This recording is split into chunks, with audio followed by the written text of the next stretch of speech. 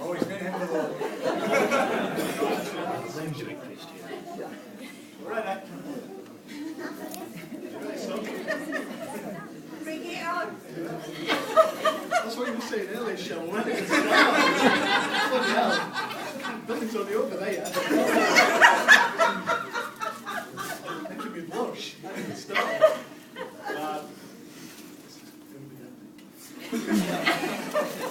Firstly, I'd like to say good afternoon and congratulations to Mr. and Mrs. Barr. I'm also grateful for some free beer and food. It makes a change from when I come round to your house.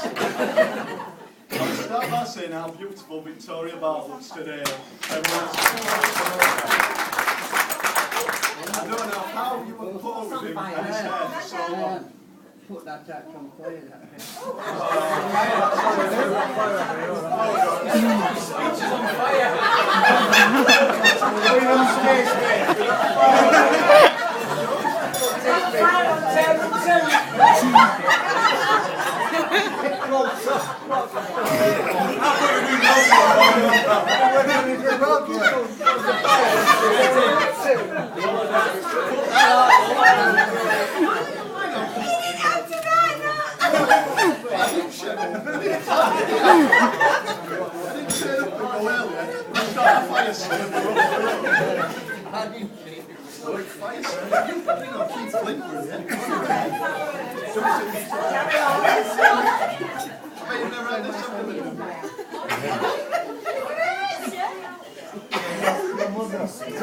We know how to celebrate.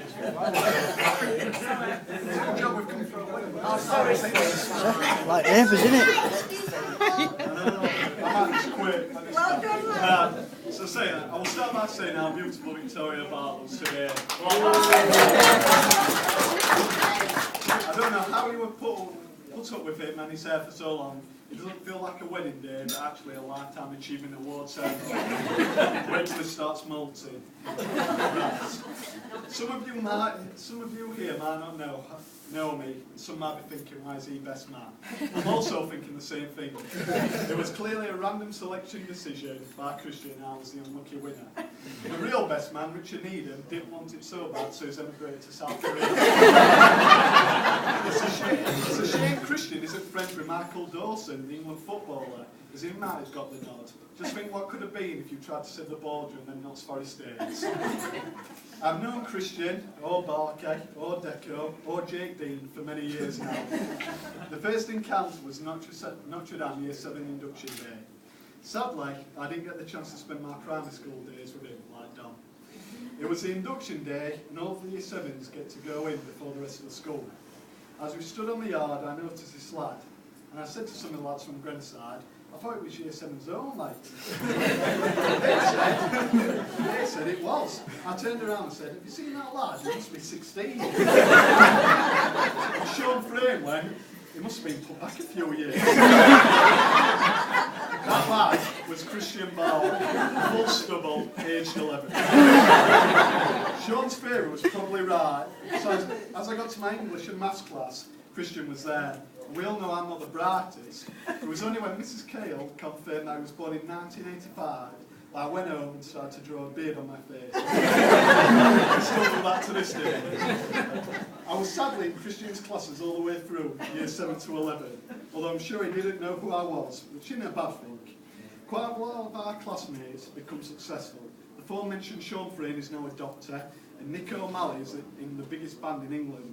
I'm sure he wouldn't have been playing bass, living in LA, and headlining Glastonbury for a second time if it wasn't for Christian showing him how to dance and play air guitar when Mrs. Shewing's back was turning GCSE maths.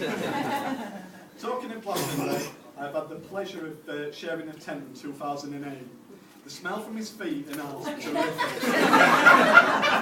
You were happy when the tractors cleared the toilets in the morning. It was more refreshing smell than that. As most of you know, I wasn't productive in organising anything for the wedding. But that year for Glastonbury, I got offered to drive until we realised that my car wouldn't fit anything in. And with Neddy not having a car, we had to take Christian's Vectra. Some of you might not know this, but he's the worst driver in England. Getting to Glastonbury was steady, but getting home was really interesting. And somehow I was woken up by the foot of the hard shoulder, and then somehow we managed to get on the Snake Pass. Glastonbury was also where Christian apparently had a page-free model on his shoulders. But don't worry, Victoria, no one other than Christian can actually remember that. Knowing Alice has had its benefits, as we have seen the monkeys all over the world, and a few trips with Christian stick out. Arctic Dublin, where we had the most free beer and spirits ever, this was also where we got